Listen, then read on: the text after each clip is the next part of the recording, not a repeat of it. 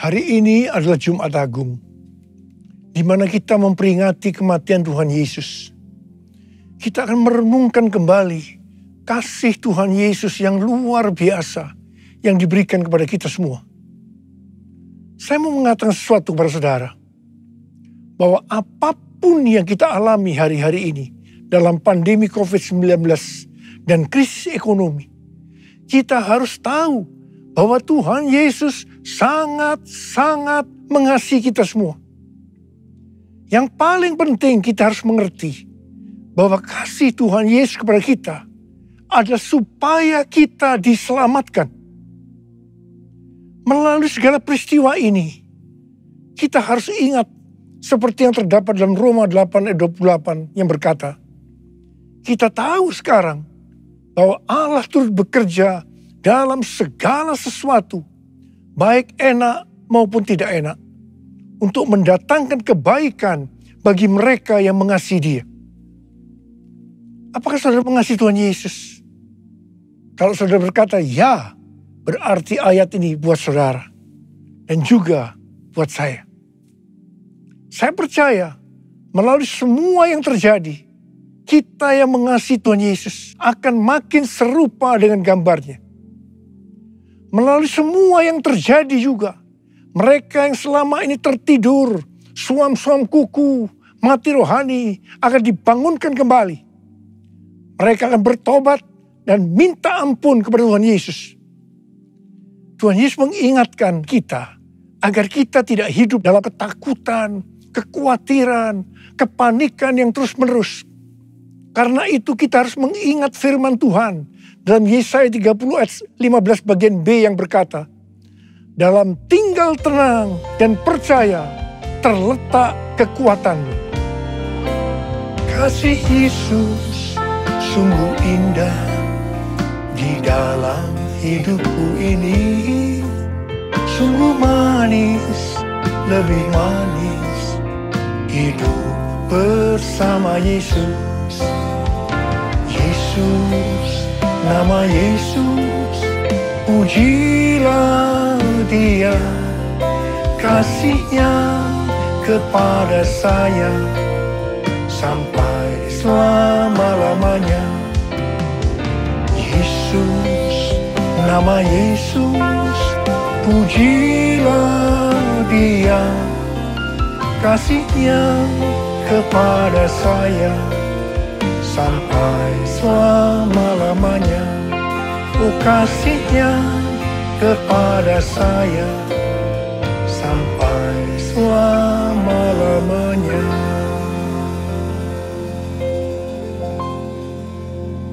Alkitab berkata, Yesus mati karena dosa-dosa kita. Dia dikuburkan, tetapi pada hari yang ketiga Dia dibangkitkan. Alkitab berkata, semua orang telah berbuat dosa dan telah kehilangan kemuliaan Allah. Upah dosa ialah maut, mati kekal selama-lamanya. Tempatnya di neraka. Neraka adalah tempat yang sangat mengerikan. Jangan sampai masuk neraka. Karena itu Tuhan Yesus datang ke dalam dunia ini untuk menyelamatkan kita semua. Bagaimana cara Tuhan Yesus menyelamatkan kita? Alkitab berkata, Tuhan Yesus yang tidak mengenal dosa, dijadikan dosa oleh karena kita. Supaya di dalam Dia, yaitu mereka yang percaya kepada Tuhan Yesus, dibenarkan oleh Allah. Apa arti daripada ayat ini? Tadi dikatakan, semua orang telah berbuat dosa dan telah kehilangan kemuliaan Allah. Upah dosa ialah maut, mati. Jadi Tuhan Yesus harus mati menggantikan saudara dan saya. Kalau kita melihat cara mati Tuhan Yesus, saya katakan sangat-sangat tidak manusiawi.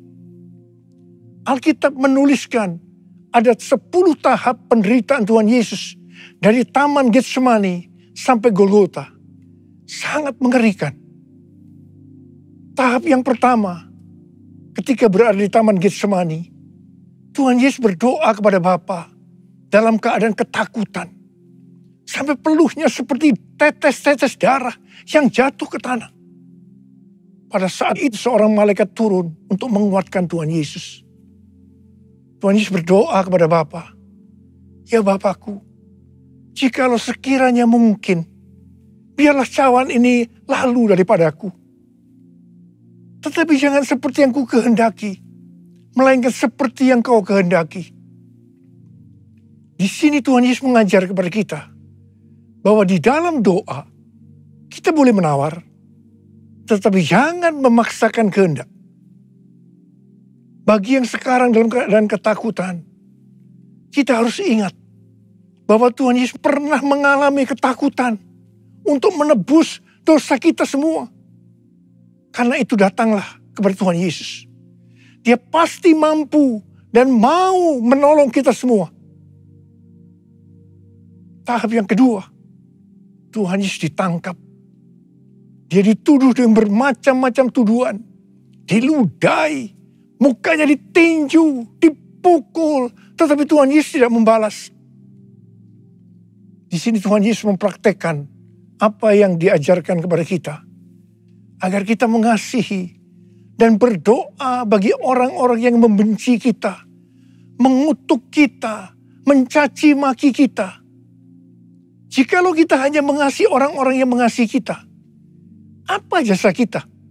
Karena orang-orang berdosa pun juga mengasihi orang-orang yang mengasihi mereka. Tahap yang ketiga, Tuhan Yesus dibelenggu dan diadili. Waktu Tuhan Yesus diadili oleh Pilatus, ternyata tidak didapati kesalahan yang membuat Tuhan Yesus harus dihukum mati. Sementara itu orang-orang Yahudi terus berteriak-teriak supaya Tuhan Yesus dihukum mati. "Salibkan dia! Salibkan dia! Salibkan dia!" Akhirnya Pilatus menyerahkan Tuhan Yesus untuk disalibkan. Tahap yang keempat, Tuhan Yesus dicambuk. Proses awal dari penyaliban, jubah Tuhan Yesus dibuka dan dihukum cambuk. Dua algojo bergantian menghunjamkan cambuk ke punggung Tuhan Yesus. Ujung cambuk itu terbuat dari potongan tulang dan potongan besi. Tiap kali cambuk itu dihunjamkan ke punggung Tuhan Yesus, itu menimbulkan luka yang dalam. Tuhan Yesus berteriak-teriak kesakitan. Darah Tuhan Yesus bercucuran. Tuhan Yesus bermandikan darah. Tahap yang kelima, kepala Tuhan Yesus diberi mahkota duri. Duri ditancapkan di kepala Tuhan Yesus dengan cara dipukul. Sakitnya luar biasa. Darah bercucuran. Tahap yang keenam, Tuhan Yesus memikul salib. Dalam kesakitan, perlumuran darah, ditambah semalaman Tuhan Yesus tidak tidur. Tuhan Yesus harus memikul salibnya. Tuhan Yesus jatuh bangun karena tidak kuat. Maka Simon dari Kirene disuruh menggantikannya. Tahap yang ketujuh, tangan dan kaki Tuhan Yesus dipaku. Sakitnya luar biasa. Darah bercucuran. Tahap yang kedelapan, Tuhan Yesus digantung di atas kayu salib. Pada saat itu Tuhan Yesus menderita secara lahir maupun batin. Secara lahir, dia merasakan sakit yang luar biasa di sekujur tubuhnya. Dan juga merasa sesak karena ada cairan yang menekan jantungnya. Secara batin, Tuhan Yesus menderita karena Tuhan Yesus melihat semua orang yang lalu lalang menghujat dia. Ahli-ahli Taurat, tua-tua, imam-imam menghujat dia. Bahkan salah satu penjahat di sebelahnya juga ikut menghujat. Tahap yang ke-9, Tuhan Yesus merasa ditinggalkan oleh Bapa. Sekitar jam 12 siang sampai jam 3 petang, tiba-tiba langit di sekitar Golgota menjadi gelap. Tuhan Yesus gelisah. Tuhan Yesus gelisah. Dan dia berteriak, Eli, Eli, lama sabachthani. Eli, Eli, lama sabachthani. Allahku, Allahku, mengapa engkau meninggalkan aku? Tuhan Yesus merasa ditinggalkan oleh Bapa. Orang yang berdosa pada hakikatnya dipisahkan dari Bapa. Jadi untuk menebus dosa orang yang berdosa, maka Tuhan Yesus harus merasakan ditinggalkan oleh Bapa, dipisahkan dari Bapa. Saya percaya ini adalah puncak penderitaan Tuhan Yesus. Penderitaan lainnya tidak ada artinya dibandingkan merasa ditinggalkan oleh Bapa. Bagi saya, kalau saya tidak merasakan hadirat Tuhan, itu adalah hal yang paling berat dalam hidup saya. Karena itu setiap hari saya selalu menjaga langkah-langkah dalam hidup saya. Agar saya terus mengalami hadirat Tuhan. Kalau ada dosa, harus cepat diselesaikan. Supaya terus merasakan hadirat Tuhan. Saya berharap saudara juga melakukan hal yang seperti itu. Kalau ada di antara saudara yang sudah tidak merasakan hadirat Tuhan, dan saudara menganggap itu biasa, saudara harus bertobat. Tidak ada yang lebih berbahagia daripada kalau kita berada dalam hadirat Tuhan. Sebab Alkitab berkata, di hadapanmu ada sukacita berlimpah-limpah. Artinya di dalam hadirat Tuhan ada sukacita dan kebahagiaan yang berlimpah-limpah. Tahap yang ke-10. Tuhan Yesus berkata, sudah selesai. It is finished. Ya Bapa, ke dalam tangan-Mu lah kuserahkan nyawaku. Lalu Tuhan Yesus mati. Tak terukur kasih-Mu Yesus, Kau telah mati gantikan diriku. Kau curahkan darah-Mu untuk tebus dosaku. Layaklah Kau Tuhan dipuji dan disembah dengan segenap hatiku. Layaklah Kau Tuhan dipuji dan disembah dengan segenap jiwa ragaku. Dengan segenap jiwa ragaku. Dengan segenap jiwa ragaku. Pertanyaannya, mengapa Tuhan Yesus harus mati dengan cara demikian? Mengapa tidak dengan cara yang mudah? Dipenggal kepalanya, selesai. Mengapa Tuhan Yesus harus mati dengan bermandikan darah? Alkitab katakan, tanpa penumpahan darah, tidak ada pengampunan dosa. Untuk mengampuni dosa saudara,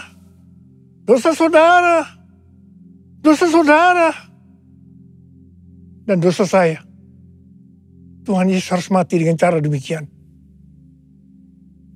Selain itu, apalagi yang Alkitab katakan dengan cara mati Tuhan Yesus yang seperti itu?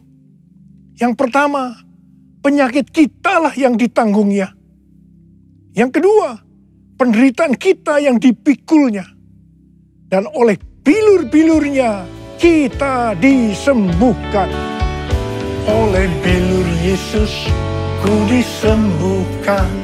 Oleh bilur Yesus ku disembuhkan. Oleh bilur Yesus ku disembuhkan. Haleluya, amin. Oleh bilur Yesus ku disembuhkan. Oleh bilur Yesus ku disembuhkan. Oleh bilur Yesus ku disembuhkan. Haleluya, amin. Haleluya, amin.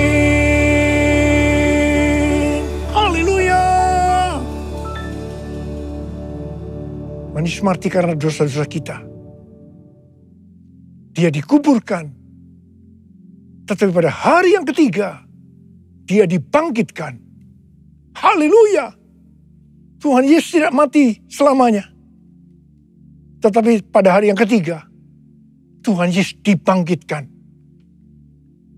Apa yang Alkitab katakan? Kalau sampai Tuhan Yesus tidak bangkit.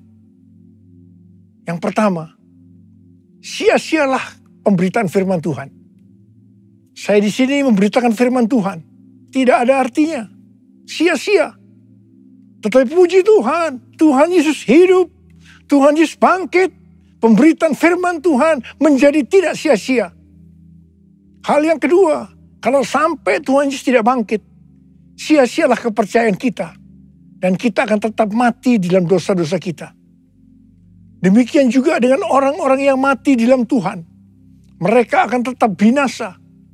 Tetapi puji Tuhan, Tuhan Yesus bangkit. Kita tidak akan mati di dalam dosa-dosa kita. Tetapi kita akan bersama-sama dengan Tuhan Yesus selama-lamanya. Haleluya. Dan hal yang ketiga, kalau sampai Tuhan Yesus tidak bangkit, kita adalah orang-orang yang paling malang dari segala manusia. Tetapi puji Tuhan, Tuhan Yesus bangkit. Kita bukan orang-orang yang paling malang, tapi justru orang-orang yang paling beruntung dari segala manusia. Ada berapa banyak di antara saudara orang-orang yang paling beruntung dari segala manusia? Saudara boleh angkat tangan. Sebab dia hidup, ada hari esok. Sebab dia hidup, ku tak gentar. Karena ku tahu dia pegang hari esok. Hidup jadi berarti sebab dia hidup. Hidup jadi berarti sebab dia hidup. Hidup jadi berarti sebab Yesus hidup. Karena Tuhan Yesus hidup, maka ada hari esok. Karena Tuhan Yesus yang pegang hari esok saudara dan saya, dia hidup. Dia berkata kepada kita, jangan kamu takut, jangan kamu khawatir, jangan kamu panik. Karena Tuhan Yesus hidup, maka mujizat-mujizat yang dilakukan oleh Tuhan Yesus 2000 tahun yang lalu masih ada sampai dengan hari ini. Orang buta melihat, orang lumpuh berjalan, orang tuli mendengar, orang mati dibangkitkan, orang kusta menjadi tahir, dan kepada orang miskin diberitakan kabar baik. Karena Tuhan Yesus hidup, kita akan melihat Pentakosta yang ketiga akan digenapi. Di mana melalui semua peristiwa yang sedang terjadi saat ini, penuaian jiwa yang terbesar dan yang terakhir sebelum Tuhan Yesus datang kembali terjadi. Bangkitnya generasi Yeremia, yaitu generasi anak-anak muda yang dipenuhi dengan Roh Kudus, cinta mati-matian kepada Tuhan Yesus, tidak kompromi terhadap dosa, dan akan memenangkan banyak jiwa. Kepada kita, orang yang sungguh-sungguh dengan Tuhan, akan diberikan kuasa untuk menyelesaikan amanat agung Tuhan Yesus. Karena Tuhan Yesus hidup, maka dia mengingatkan kepada kita, sesuai dengan 1 Petrus 2 ayat 9 yang berkata, tetapi kamulah bangsa yang terpilih, imamat yang rajani, bangsa yang kudus, umat kepunyaan Allah sendiri, supaya kamu memberitakan perbuatan-perbuatan yang besar dari Dia, yang telah memanggil kamu keluar dari kegelapan kepada terangnya yang ajaib. Jadi, dengan kuasa dari Pentakosta ketiga, kita akan menyelesaikan amanat agung. Dan setelah itu Tuhan Yesus datang kembali. Haleluya. Karena Tuhan Yesus hidup, maka memasuki tahun 2022, dia memberikan tema bahwa tahun 2022 adalah tahun paradigma yang baru. Kita diminta untuk tidak mengingat-ingat hal-hal yang dulu. Sebab Tuhan sedang membuat sesuatu yang baru dengan cara yang ajaib. Tuhan akan menolong kita untuk memecahkan masalah-masalah yang kita hadapi dalam seluruh aspek kehidupan kita dengan cara yang baru atau paradigma yang baru. Tuhan mengingatkan agar kita yang sudah percaya dan lahir baru tidak lagi hidup dengan paradigma yang lama atau paradigma duniawi. Kita harus mengarahkan pandangan kita ke depan dan berlari-lari kepada tujuan yang artinya mengejar meskipun menderita untuk mendapatkan mahkota. Masuk surga dengan hadiah, yaitu mahkota surgawi. Darah-Mu Yesus sucikan daku, darah-Mu Yesus bebaskanku, darah-Mu Yesus ubahkan daku, ku dijadikan baru. Darah-Mu Yesus, darah-Mu Yesus sucikan daku, darah-Mu Yesus bebaskanku, darah-Mu Yesus ubahkan daku, ku dijadikan baru, ku dijadikan baru, ku dijadikan baru. Mari saya ajak kita angkat tangan di hadapan Tuhan. Mari kita katakan, Yesus, Yesus, Kau berarti bagiku. Yesus, Yesus, Kau segalanya bagiku.